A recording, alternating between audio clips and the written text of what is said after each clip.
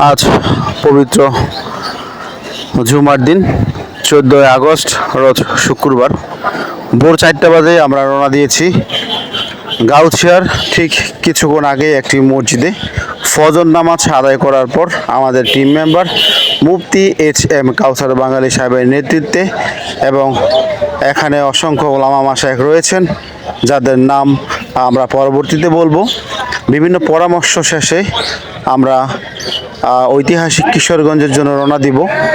আলহামদুলিল্লাহ, সকলের কাছে দোয়া চাচ্ছি যেন আল্লাহ তাআলা আমাদেরকে কবুল করেন এবং এবারের সফরটাকে অবশ্যই মঙ্গল এবং